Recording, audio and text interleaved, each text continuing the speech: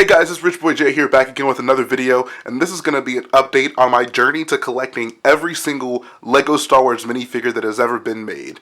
As you can see, I pretty much have all the area I need to place all the minifigures, and it's a pretty large area. If I can show you guys the door that's in this room. So look at that, look at the door, and then look at the area that this minifigure wall takes up. I've been checking online, and Brickset tells me that there's about 930 minifigures that I need to collect. So it's going to be a lot of space that I'm going to need for it, and I'm going to have to be buying a lot of minifigures, because right now I only have about 70%, which kind of sounds like a lot, but a lot of the ones that I don't have are super expensive, so that's going to be a problem that I'm going to worry about down the line. My main concern thus far has just been actually setting up the wall, getting everything placed where it should be, and that's what I've been working on. So let me show you guys kind of where I've made it up to.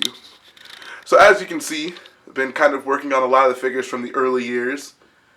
A lot of gems in there. I was really interested in seeing how many of these figures that I had that were still intact, because as a kid, when I had these figures and when I got them, I did a lot of like mixing and matching around, putting different heads on different figures, making my own customs. So it was really interesting to see which ones I probably didn't play with as much because they were intact, or which ones that I liked so much as is that I didn't feel the need to take them apart. So this is kind of what I've been coming up with, guys. I love that chrome stormtrooper right there. I found him for a decent price. And then got all the rest of the guys lined up. So right now, I'm up to about here. This is kind of where I stopped. This is some of the minifigures from that the Republic Cruiser set that came out. Pretty cool set. I hope to actually get that rebuilt at some point. But until then, I'll be journeying to get these minifigures placed. So this is pretty much all I have done about this time, guys. As you can see, I still have plenty more that aren't really assorted or anything. I just have had them up here for a while just as a way to display them. So it's going to be pretty fun once I start getting into the later years, the more interesting and detailed minifigures, because one, they look better, and two, I know where to find them. They're all right here pretty much, or in some vehicle that I have somewhere around my room, so I won't really have to spend too much time trying to piece together the correct arms and legs and minifig hairs and heads and all that types of stuff. But one of the things I did want to show you guys in this video is all of my light up figures. So one of the cool things about when I got into Lego Star Wars was when they started doing light up figures, and I was fortunate enough to get all the sets from that line. So here are the light up figures that I have. I guess we can start over here. I got Mace Windu. So that one is actually one that I had to rebuy. Unfortunately, when I was little, I took mine over to a friend's house and lost it and never saw it again. So I had to rebuy this one. I didn't have to spend too much money on it, so that was maybe my way of kind of consoling myself and getting myself to actually go ahead and buy it again. So it was not the worst thing in the world. And then, of course, got Anakin Skywalker right here. Right next to him, there's the Darth Vader and Luminar light up figures. I think there's Obi-Wan right here. And I think that's it. I think that's pretty much it for the light up figures. So those are kind of cool. It was a very interesting time for Lego Star Wars. The new movie had just come out and they were trying some new things. As for my overall impression of those light up figures, I can tell you, even as a kid, I didn't really like them.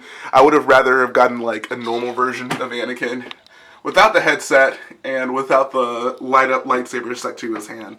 I remember being very annoyed by that as a kid. So they were kind of a cool novelty, but honestly, I would have preferred just getting normal figures that you could take off their lightsaber and have them as just a normal figure. Which really isn't a big deal, because for most of these figures, we did get normal versions of them. But at the time, like for Luminara, you had to have the light up version. Mace Windu did have a non-light up version, but it only came in later versions of the turbo tank. So if you were a kid and you didn't have a ton of money, it was kind of hard to justify, asking for another second turbo tank and being like, oh, I just want it because it comes with the other Mace Windu. And then I think Obi-Wan and Vader were probably the only figures that had alternatives, so it wasn't a big deal. But the Anakin especially, since no version of him exists, or especially existed at that time, in that iteration without the lightsaber in his hand. So that was a little annoying for me, but that's just kind of an aside. I just wanted to give you guys a quick update on what I've been doing with this wall. It's coming out pretty well. I never would have imagined that it would take up this much space. This is about 4 base plates tall, and then there's 3 base plates wide, And then I have those gray base plates kind of lining the side of it. So those are 16 by 32 base plates. And this is going to leave me with enough space to not only place every minifigure that has currently ever been released, but then also to leave me some room for a few more years to be able to place more minifigures. I think I'll actually have enough space for 1,040 minifigures. So given the trend that Lego has been going with, as long as they don't mass produce a bunch of brand new minifigures in these next few years, I should be able to place about 2 years worth of more figures before I have to move on and think of some other plan. So that's going to finish up this video, guys. Hope you enjoyed seeing this minifigure wall. Really liking the way it's coming out. It's very exciting for me because I'm being able to see what figures are still in my collection and maybe I lost them or something. And it's also going to be interesting for me to see just, what all the figures are, seeing the different versions of the figures that existed.